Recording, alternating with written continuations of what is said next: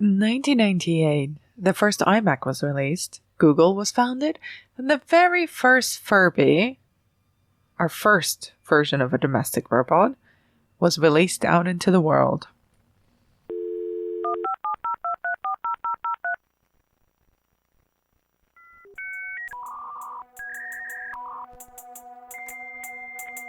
You already know my name. And you can see it on the machine. I'm afraid. I'm afraid. Yes.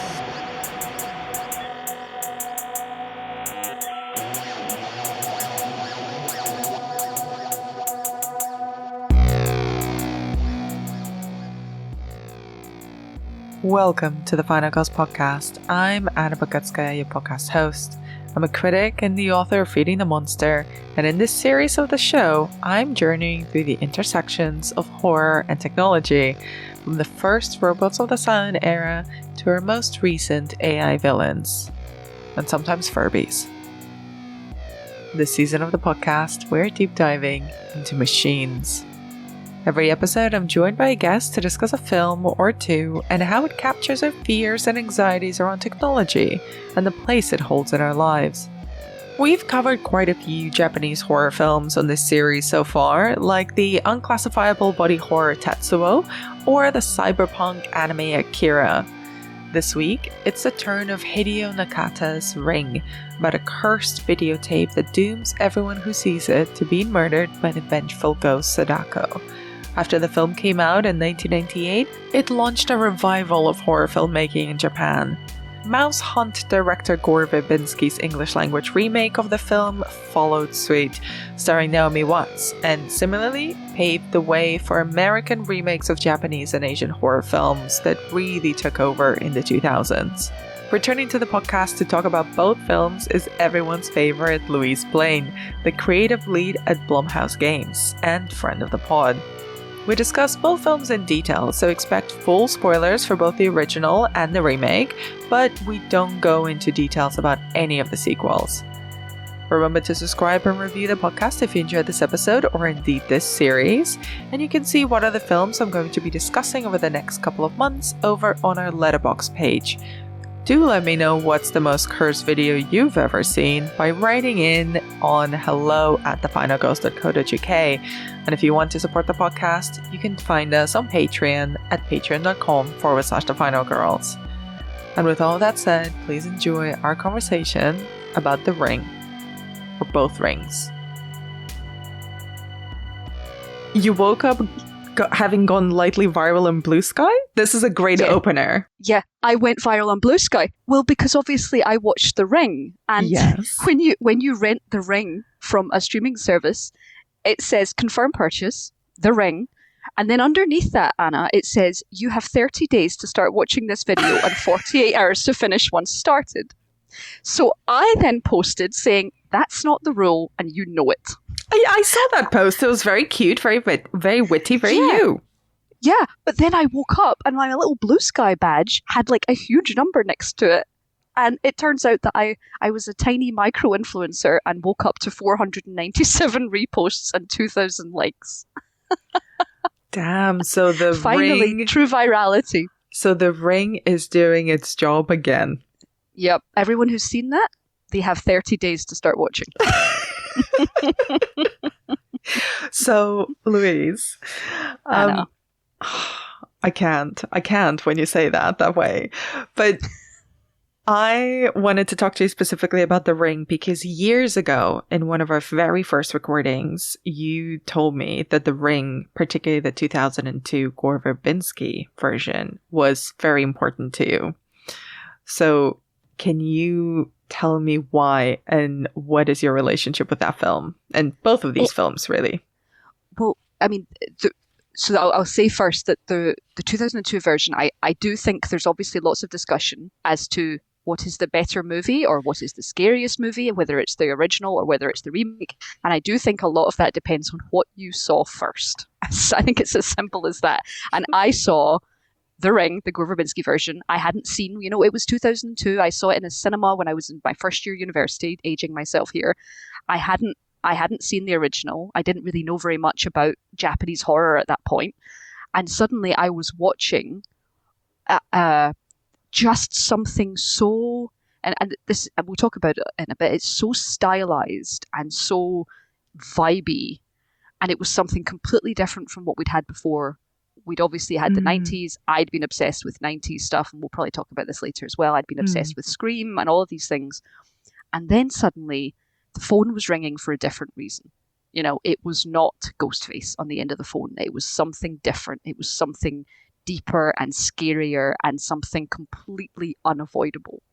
So when I just experienced this story for the first time through that, and I didn't know what that end scene was going to be.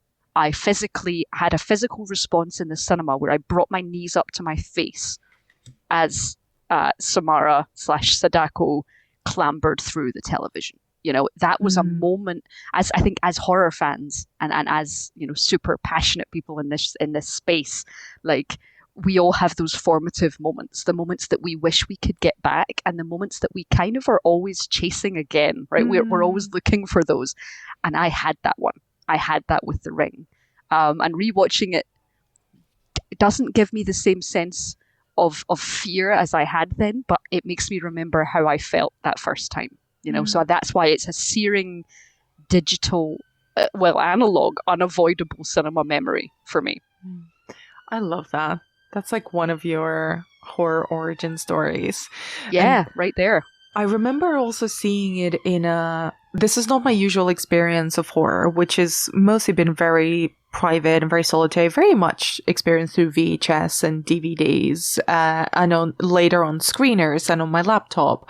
But The Ring, specifically the 2002 version, came out when I was a teenager, and it was playing in a dark room in someone's flat where there was a teenage house party that I went to. And obviously, unsurprisingly to anyone, I didn't love the socializing. So I went into the dark room where someone was playing The Ring, and the door opened just as the door opened in the first scene in the closet, where we see the first teenager's face be revealed and fall down, and that big, enormous jump scare. So I have a very, not dissimilar, also very lovely, searing memory of genuinely being scared, and scared also by the environment of seeing it with other teenagers who I wasn't really friends with, laying all of us together piled up on someone's bed, watching this movie on someone's tiny square television. It was great.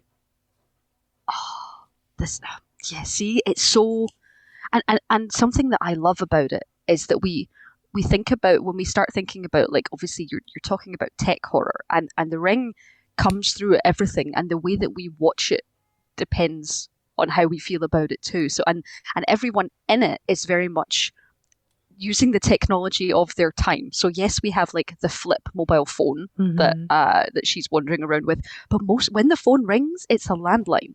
And when people are watching things, it's on televisions. And when people they're holding videos and they're putting VHSs into video VHS players and pressing buttons.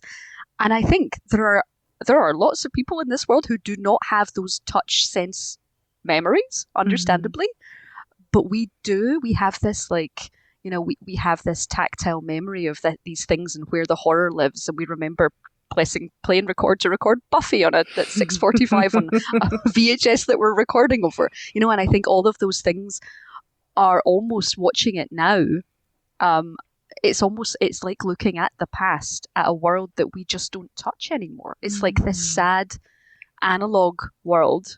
I mean, it's all gone. You know, every part of you know, the sort of journalistic quest that she goes on, every part of that is kind of gone now for us. Yes, she looks at sort of microfiche.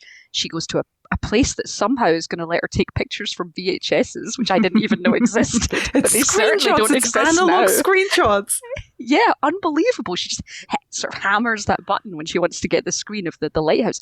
But like, it's so interesting, and it makes me sad, part of it. Like, I mourn it. You know, I went viral for a post about renting The Ring on VOD. Like, that's the evolution. It's so interesting, and so when you start looking at those things, quite poignant. And I wanted to pick you up on that because the cursed tape, the physical tape, is the central let's call it machine of both the versions of the Ring. What do you make then of this idea that the media itself is the source of the horror? And you've kind of alluded it now, but do you think there's something particularly terrifying about the tactile element of a VHS? Yeah, I think it's interesting that the fact that they use the VHS, and I know that the original Japanese version was very much a response to the rapid expansion, of technology in Japan in the 90s, and that being 1998. Looking at 4 years later, the UK and the US and the West is having a very different next step evolution of that, and I think the fact that we're watching more TV. I mean, they say it themselves at the start of the movie. The TV's full of literally their first lines are like, "Isn't TV like rotting our brains?" Basically, it's all of this science that we don't really understand, and we're all watching it and we're all doing it, and it's kind of this like mini moral panic. So I think like the fact that it is a VHS is something that everyone was doing at that point. We were all watching. We'd been going to the video stores over the 90s, but everything felt more readily available. Everything was at that point it was getting cheaper to buy TVs. You could have I remember at that point I think I had a VHS video combi in my uni room, that little box, which felt incredible. Wow, yeah. It's so portable. I had one of those in my room as well. I credit that little box television with an inbuilt little VHS as the reason why I got into film. Yeah, see, it was a perfect one, wasn't it? It's like a little condensed, concentrated portal, right? So we'd managed to get it small, and so it was accessible. So the idea that horror lived in there, the idea that something unavoidable lived in there when we were all watching so much, and it's this idea that when you watch something, the part of it is that physical, putting the VHS in, I wonder what's on this, playing it, and then the surreality and the horror of what the video actually is. It's got this strange imagery, that black and white imagery, that terrifying music, those weird, like slightly over the top, the twitching fingers and the millipede, all of that. And then once it's done, like there's no Control Z on that. You've watched it.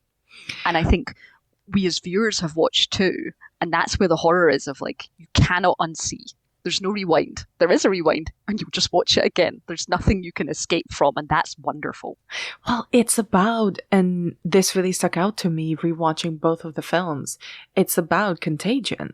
It's about these images as a virus themselves. Once you are exposed to it, there's no getting rid of them. And there is an antidote, which I'm sure we'll discuss when we wrap up this conversation. And the antidote is horrific, much more horrific than the curse itself, you could argue. But what do you think it says about the contagious nature of images? Because it's particularly poignant considering that you have just become a micro celebrity on another social media platform. I think it's especially interesting given the fact that we now have a very different idea of virality as a concept. I could say to you, I went viral overnight. I didn't. 500 people saw my pun and they liked it. But there is what that does have is something that is out in the world that you can't control. Suddenly my silly Ring post is out there, and some people are responding to it, and they don't know it's a joke. They're like, "That's really expensive," so it's gone to places that you can't control. And I think virality and it is this complete lack of control, and it was the first, long before we had Smile or before we had It Follows, before we had any of that horror, the simplicity of the horror that comes from a VHS and a curse and a phone call and a week. I think all of those things add up, because I think by its actually very nature, the horror of The Ring is very, very simple. It's also a very accessible story. You have an investigation happening, someone getting themselves involved in a case, and then doing the investigative journalism thing, which is a great way to take us on a plot as the main character discovers, as long as we do, and we go on that journey. So I think that's a perfect melding of plots. But I also think it's just this clean simplicity. You watch the tape, you've got 7 days, you die. It's like what we're seeing recently with Final Destination becoming so popular again. You dodge death, death comes to get you. So it's these perfect horror simplicities, but that doesn't, take away from the fact that these are real responses to the advances of technology in the time and the horrors that come with our lack of control as we give tech more power. And I can't believe I'm talking about this for something 23 years ago when we're obviously looking at all the things that we're looking at with giving technology power now. It's all very apt, Anna. But it remains incredibly watchable. And obviously, this film did not predict where we would be in 2025 with technology and how virality and contagion and digital contagion has changed. I think we're of the generation where we got sold paper cardboard boxes with CDs inside of them that were telling us that they would protect us from computer viruses. When computer viruses were still a thing that we had to be afraid of, really. But there's something interesting as well about the fact that it is it ties into a moment in time when those connections with old school folklore started becoming digitized. And I think both rings, both the original Japanese version and the American remake, tap into something that was becoming really everyday, especially through the internet, especially through email. Do you remember those curses by email that you would used to get? Send it to 15 people, or you'd have bad luck for a year or something like that, or someone's going to murder you tonight. Yes, I remember those, and they were the same as the paper letters that you would get from your friends in primary or high school, but they were just a different, more digital thing. Yeah. And because they were unknowable, you're like, well, I guess I better do this. Yeah, and I think it's not. It ties into that as well. The fact that these films in plural start with two teenage girls trying to spook each other at a sleepover. Yep. It's the exact same setup. It's teenagers who encounter something that they first mock and that turns out to be a real curse as opposed to just a joke or a prank. Yeah, and what I love about the 2002 cold open in particular is it just goes straight in there with that. There's no messing around. It's these two girls, they're hanging out on a Friday night. They have the kind of the neat nod to the sort of the Japanese schoolgirl outfit. They're both in uniforms, which I really like as a nod, actually. And they're straight in there. They're having their silly discussion about what did you do at the cabin, but simultaneously there's the phone rings and she's like, oh shit, that tape is real.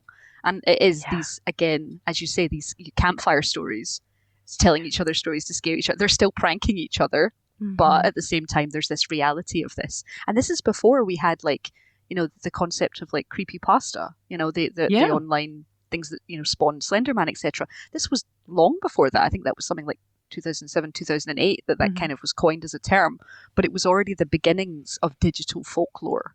And I don't think maybe we would have that in the same shape if we hadn't had the ring. I think it's particularly interesting to bring that up when it comes to the Japanese version because, well, the 90s as a whole were hugely a pivotal moment in terms of tech and how it was becoming more widespread, more accessible. It was also changing filmmaking.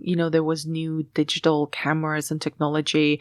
There's a whole rise of indie filmmaking that had to do with just how cheap access to digital cameras was versus 35mm cameras that were much more expensive and needed processing. So even that just visual texture and access was incredibly interesting for filmmakers and artists. And even though I know that in the original Ring from 98, it's mostly just the kind of the cursed tape itself. That tape, the texture of it, it genuinely feels like it's been run through the gutter and Sadako's well before it was digitized and put into the film. So much more than the Gore Verbinski one. But it's also the whole direct-to-video market. There's a whole culture and canon of films that never actually played in cinemas. They went straight to video. And I think, you'll be the expert here, but there's also a huge raft of horror video games that were becoming the norm and the moral panic, particularly in the States, that came with that. So it's the horror that is infiltrating the home through tech that is increasingly populist, available, cheap, and easily accessible. And with anything that is mainstream, easily accessible, and cheap to produce and to market comes potential dangers.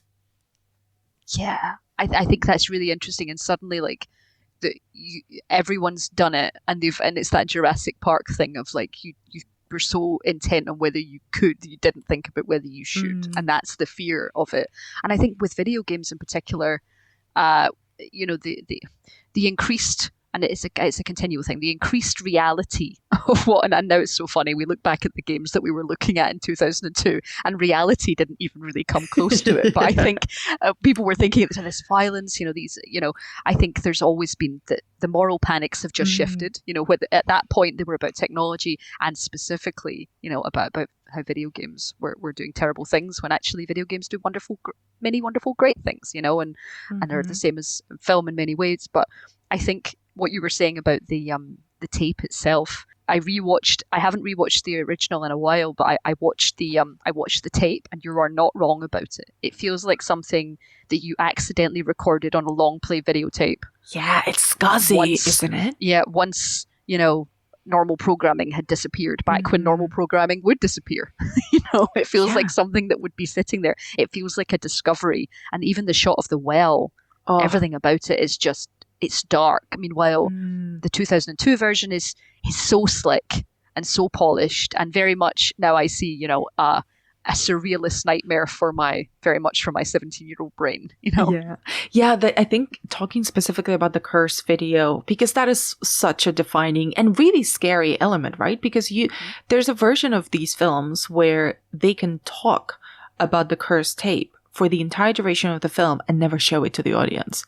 Many filmmakers have done that. Red Rooms did that quite well, where they talked about these terrible snuff films that are the center point of the entire film and this point of obsession, but we never see the tapes. We hear them in one scene or in a couple of scenes, and that is enough. But here we actually get to see them, and that feels really assaulting. It feels like, oh no, the filmmaker, the film itself has cursed us, especially the one in the Japanese version, because it does have that. It genuinely has that early lawless internet feel to it, where it's like, this is something you would find on Rotten.com. This is something you would find on YouTube before they had content guidelines or moderation. This is some really, really deep internet shit that you would discover and feel like you had to completely restart and cleanse your computer and all of your hard drive before and your eyes. You can never cleanse your eyes though once you've seen it. Well, I think that's really interesting that you say that, because I think, as you said, someone could suggest what was on that screen. We could almost watch eyes as they watch it, or the reflection of it happening. But in both movies, the video itself, the curse tape itself, delivers. You know, it is unsettling. It is, you know, whether it's the remake or the original, it doesn't work with our brains. Yes, the second is far more polished, but there's something, they tapped into something, and there's interesting. The sound effects are fascinating. Like, everything there is just unpleasant. It's like anti-human, and it's amazing how fast that can get under your skin in such a short amount of time. And I wanted to pick you up on, because I think you're alluding to this, but one thing that really surprised me about the 2002 version more than the Japanese one is this aesthetic of rot and decay and mold and water damage. Like, water is everything feels like it's been too wet for too long and it's rotted. What do you think this kind of aesthetic of decay is doing here thematically, particularly in Gore Verbinski's? Well, it's funny because they set it in Seattle, and even my Seattle friend says it rains too much. You know, because that's the thing. The water in it is so pervasive and everywhere, and it's so green. Like, at that point, we had a lot of green horror. You know, we had lots of green filters, but not like this. And I think, do you think this one set it up? The nature and rot? No, the green filters. Do you know when was Saw? 2004. 3? Oh, well, it could have done, because it looks like a 2000s horror movie, and it was the first to do it, when actually what it was doing was really like it's the death of nature, isn't it? It's nature shriveling in the face of technology in a this sort of unstoppable way. It's like you could stand and you could look at these beautiful trees, and you could stand in these incredible locations and lighthouses, but everyone in those moments is obsessed with what's happening on screen. They're not looking at the world around them. So essentially nature is dying for them. It's twisting and rotting because they're not even looking at it, because they're so concerned by the incoming technology. And I think that's like, I never really thought of the green itself being the natural rot, but I do think it's such a, and I think like that green and darkness, like when they're going to her funeral quite near the start, it's clearly meant to be the daytime, but it is so green that it's like, what time of day is this? This is unbelievable. Like it's like they just cranked up that green. But the thing is, stylistically, I actually think you get really used to it. It really works. It really creates just this incredible tone throughout that I think actually really works for it. I'm really into it. And I think obviously Gore Verbinski stuck with it because he uses it a lot in A Cure for Wellness, which is a much, I would say, flabbier film. But I was always really into the style of The Ring and how he's transplanted that to that. But there's also another element, I think and this is specific to his version of The Ring, because the original Japanese one does not have this. It looks crisp.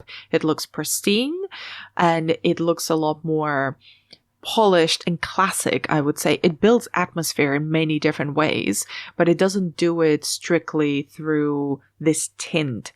And green, the way that he deploys it, it's a really sickly green. It's like it's the green you turn when you've had food poisoning for 3 days and you've lost the will to live. It's the sort of green you have when you're constantly anxious, when the blood is draining from your face.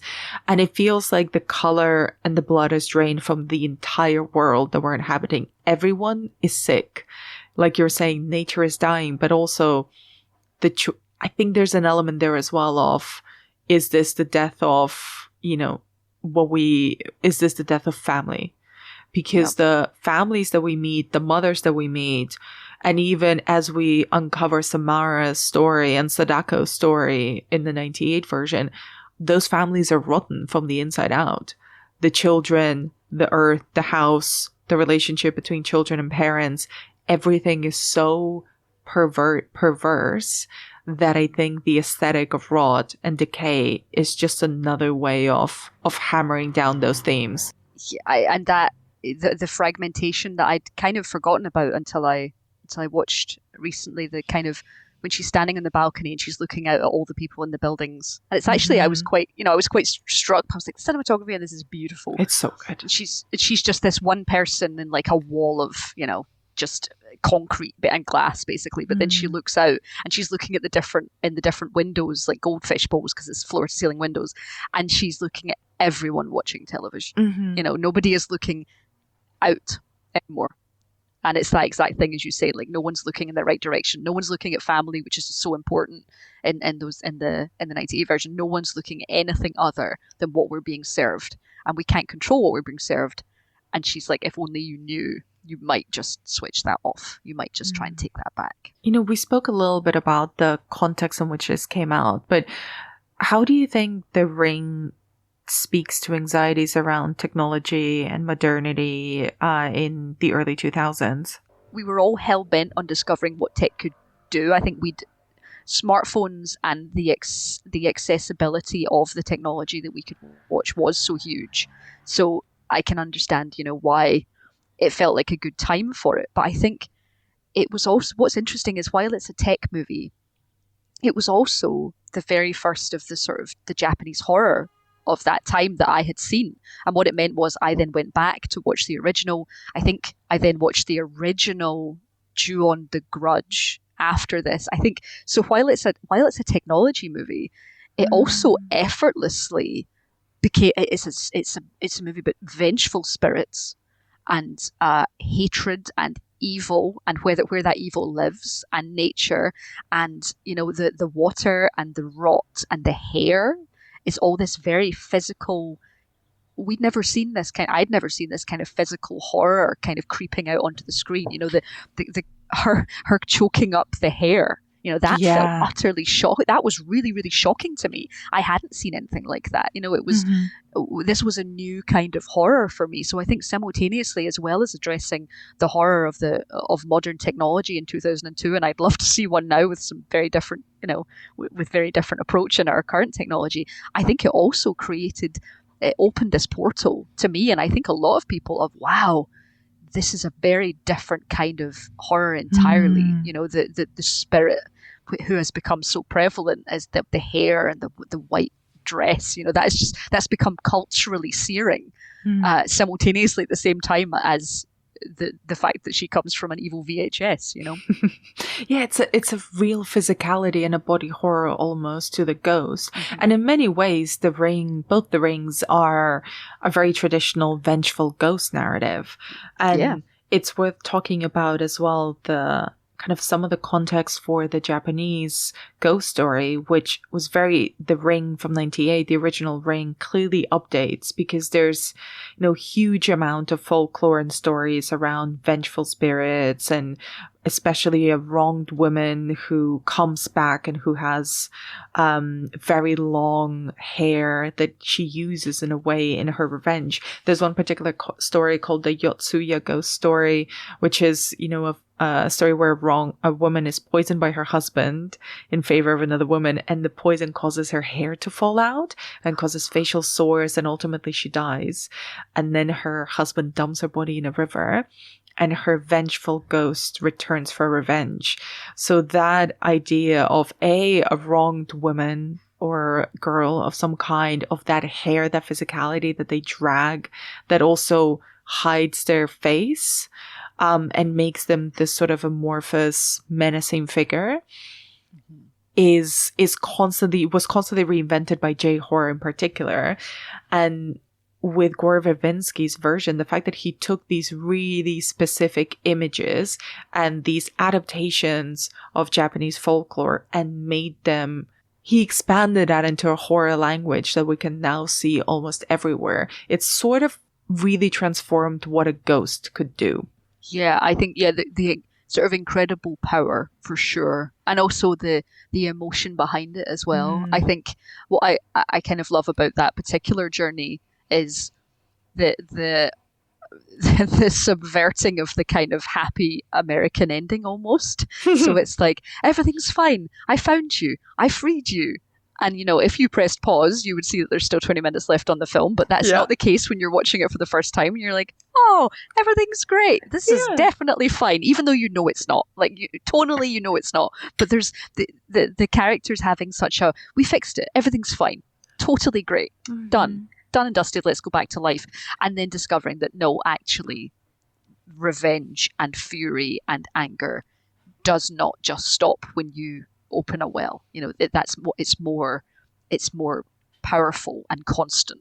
And I think that's another extra thrill on top, is like, no, you don't get to wrap this up in a all I wanted to be discovered bow. It runs deeper. Nature runs deeper. The rot runs deeper. And I think that's why we all respond so well to it, because it's unstoppable. And that is a very nice segue to talk about Samara, or Sadako, because she is a vengeful ghost and she is mistreated in her lifetime. But the fact that there is no way to liberate and appease her is really interesting. And also the way that she lives on and continues to haunt and curse people through technology, through the TV and the VHS. What do you think of her? Do you think of her as a virus, as a ghost, as a victim? Or is she, like her parents believe in both films, just evil to the bone? I did see the sequels, which I am quite sure tried to explain a lot of that. I feel like there's parts of my brain that are like, I feel like there's parts of my brain that are like, here's the lore, and I'm trying to block those out, because actually thinking about her in her contained form is far more powerful, actually. And I think she's kind of a mix. I think that it's always too easy for us to say that, oh, she's just evil. I think that's almost boring. And to the idea that she, arrived with his family unexplained, she's ours, and that's all they'd ever wanted in this kind of wholesome thing, that doesn't wash with me. There's depths to humans, and I don't think that it was, happily ever after here on the farm with the horses. I don't like that shot you see of her looking over the horses sort of galloping and frolicking. That's almost like that kind of pastoral scene from Fantasia, with the winged horses. Like it's so cranked up into sort of idyll for this island life that she's somehow poisoning.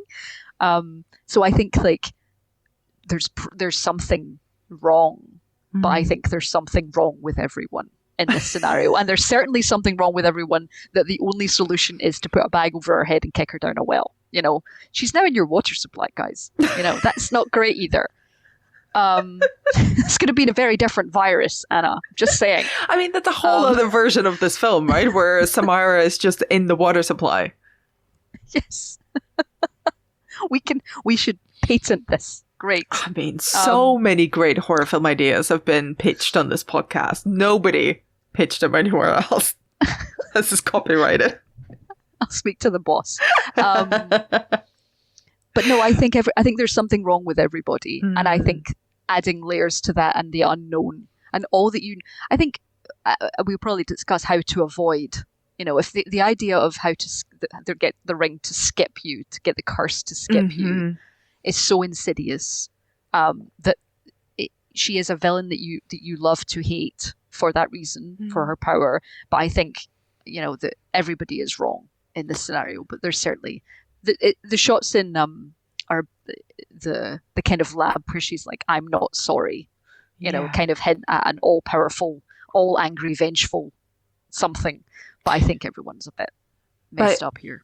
I think that's also where the twist of the movie, the fact that you have to replicate the tape in order to get out of being murdered by Samara, is so insidious and so clever and evil, because every single person is faced with a choice of, do I want to curse someone else, or do I want to sacrifice myself and just end it here? Because that is the choice. You either end it with yourself, or you free yourself by cursing someone else. And that is also obviously clearly influenced something like It Follows and so many other films, where the only way out is by dragging someone else with you. Yeah. And I think what's especially effective, I mean, I still remember after watching the original and the ending of the original, the suggestion that she shows her own family to save to save her son is really, it's more horrific than the end of the 2002 version, because that she's going to show it to someone. So it's not just the fact that you have to copy it, and then put it in front of someone and have them watch it. So it's these extra layers. It's not just copying from tape to tape. It's copying from tape to tape and then actively handing it over and saying, you should watch this. And then doing that with the suggestion that it's a family member that you're handing it to. I was reading that for the remake, they considered, or they had sequences at the start and end with a criminal who Rachel had written about as a journalist, telling her that he was reformed now, but she didn't believe him. And so he was at the start, and then at the end, she was going to give it to him. So you would see giving it to him. So apparently that was the bookends that were then removed, because they decided against that, and they decided that the sort of vagueness of who she handed it to, and also the idea that we were partly involved because we'd watched it too, was enough and more powerful. But I thought that was interesting that they almost tried to wrap it up with a morality take, when actually it is more impactful to not know who she's planning to hand it to, but knowing in the original that the fact that she passes it on and she sacrifices potentially the father is extra horrifying. And we alluded to this earlier in our conversation, but both the rings combine the two genres. There's the cursed, vengeful ghost genre, and then there's the journalist movie with the mystery that they must solve through research, usually microchief. What do you think about the way that horror and research, I guess, interplay? I love this combination. It's my favorite combination because everybody loves a mystery, and I think what it does is, and I was thinking about this, it creates a way that we can come along and understand it. I think that's why we like it so much, is we love watching true crime documentaries because there's always this incredibly capable journalist who has done all the research and is the one that's taking you through it. The person that I found this and I found this clue and I put all this together and look, here's my lovely jigsaw I built, and I think that we love that in fiction. It's such a great onboarding of, we discover the case with them, they've probably got the know-how and the facilities in order to actually continue the investigation in the way that we don't. And it also means that you can go to some really weird places because you've got a grounded story. I think you can go, you can talk about, you look at surreal tapes and weird horses jumping off ferries, which is very odd and strange. But you have this core thing of, we are finding out the truth. We are finding out what happened to her niece, and we are going to try and stop her dying of curse. And at the same time, we're investigating clues. It's timeless as a narrative technique, and it keeps us grounded when things get strange. And it also gives us the chance to interact with weird side characters that we only need to see for one scene. That can also be a good sense of creepiness. And then to your point earlier about the tactileness and the textures and the viscerality of the horror of The Ring, you get to interact with archives and materials, a weird box, a creepy margin note, a weird picture of Samara when she was a child, all of these little things that can be seen by characters and by us and creep us out at the same time can only really be deployed somewhat elegantly if the characters are in the process of finding those things out. Yeah, fully that. We have an expectation. I expect microfiche at this point. I'm like, go and find the microfiche. I miss will tell microfiche. You everything. It will tell you everything you need to know. I'm sorry, but the deep web is not as exciting visually as a microfiche. It just isn't. Where's the little knob that you have to turn around for the microfiche to roll? And it always sort of rolls like an enormous scroll as opposed to just up or down.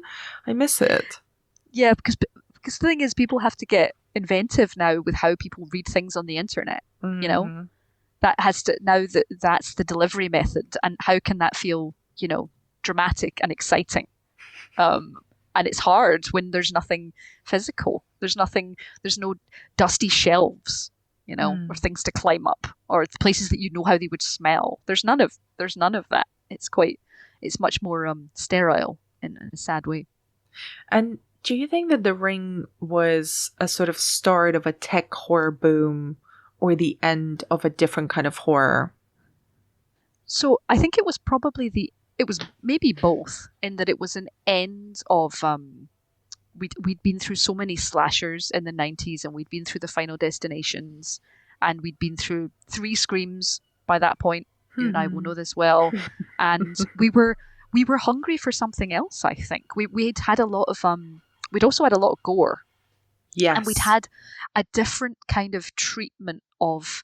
So what I found interesting, in the movies that we'd watched up to that point, whether it was Scream, H2O, My Bloody Valentine, all those remakes and slashers and things that we love about the 90s, funerals and grief and grown-ups were kind of like in the background. Like, there would be a customary funeral in Final Destination, but it was really just to be like, this person died and we're on to the next victim. But what you have at the start of The Ring is a genuine responses of parents to the death of their teenage girl in a very specific horror of loss kind of way that we hadn't had. So it was re-adding the trauma of death in a way that we hadn't had for a while, because we'd been using teenagers like, stabby pincushions because it was very entertaining. But the change for The Ring meant that we treated people like humans, and that suddenly it wasn't funny anymore. And I think that's a really interesting change, because from there, obviously, when we started watching Saw, that was not funny. Hostel was not funny. We went into a very serious, and you've done entire seasons of what we entered in that period. And we said goodbye to fluff, and we said goodbye to humor for a bit. And now we've got a fusion of everything. Now horror is released all year round. And I think it's interesting that the reception to horror at that time, I think, was still quite suspicious. Reviewers weren't giving horror films high ratings because they were just going, horror. Now we're in a very different landscape, but horror was pioneering nonetheless, and I think it had taken. So, and then at the same time, that was also creating, then you would watch Pulse and all of these things, all originating from Japan. So I think it did multiple things. It was a real pivotal moment at that time for what we were about to see next. I couldn't agree more. And there's also, just to add, I think the Ring and the glut of American remakes, or English language remakes, I should say, of J-horror films, where it's not just remakes. I think horror as a whole took a lot of elements and a lot of priorities from J-horror at the late 90s and the early 2000s, particularly the investment in atmosphere and in sound. The way that American and Western filmmakers learned from Japanese filmmakers to use sound as a core element of creating dread and fear. We all owe that to films like The Ring and a couple of precursors as well. And obviously films like the ones you mentioned that came on later on and that I'll cover later on in the series as well. I'm excited to hear you cover everything after it, Anna. Everything. And before I let you go, I did want to ask you a fun thing. Mm-hmm. If The Ring was remade today, completely fresh, what do you think the cursed medium would be now? What would work in our current technological landscape? TikTok. I'm done for, mate. Like, I've been cursed thousands of times over. Prime content, under a minute, gone. It would just, but I think it's interesting because I do think we have had films that have addressed this. You know, Smile in particular, Smile 2 in particular. I obviously won't spoil anything, but Smile 2 in particular, you know, taps into exactly that of fame and, you know, the transference of power that way. And I think like, or you know, I'd also, you know, personally, I'd love it if it was in a game, but then at the same time, it wouldn't be as successful. You know, but I do love there's as that's very close to my heart. Like what we were finding at the time when we were playing games around 2002 was we were discovering things that we didn't think games could do. You know, so everything was pushing things forward. It's like, what? I can shoot that glass and the glass will break and I'll be able to get out the window. Suddenly, game worlds weren't just.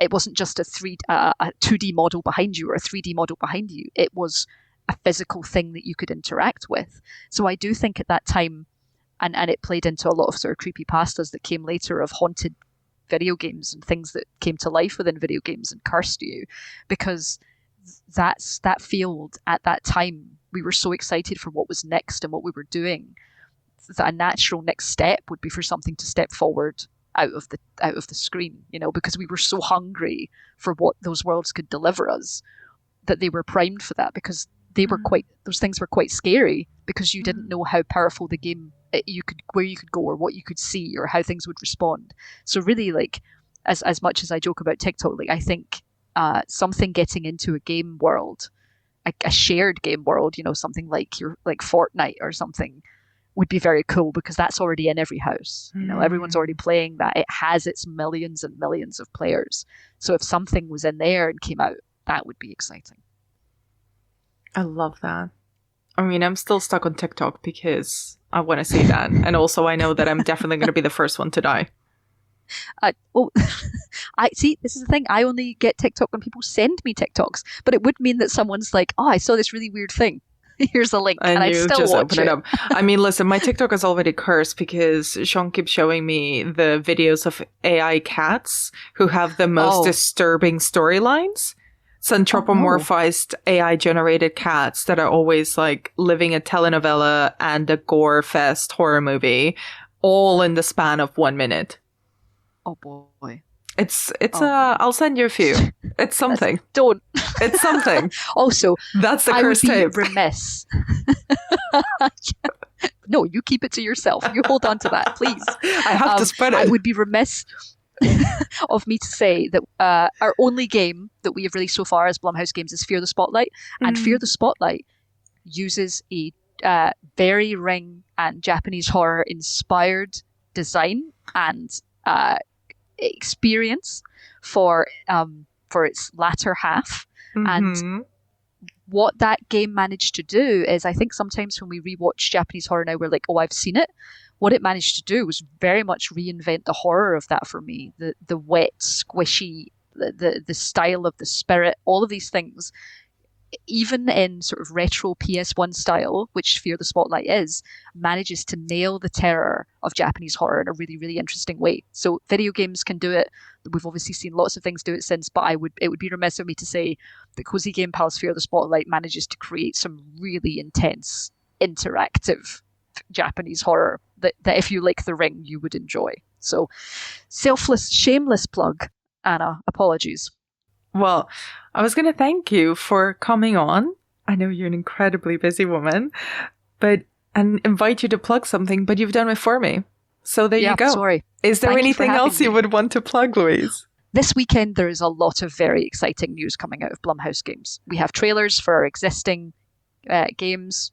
You'll be able to see more of things like, our supernatural murder farming sim, Grave Seasons. You'll be able to see more of lots of different games and something entirely new that we're revealing as well. So yeah, if you do want to find out what's next for Blumhouse Games, it's on all our socials, or you can follow me.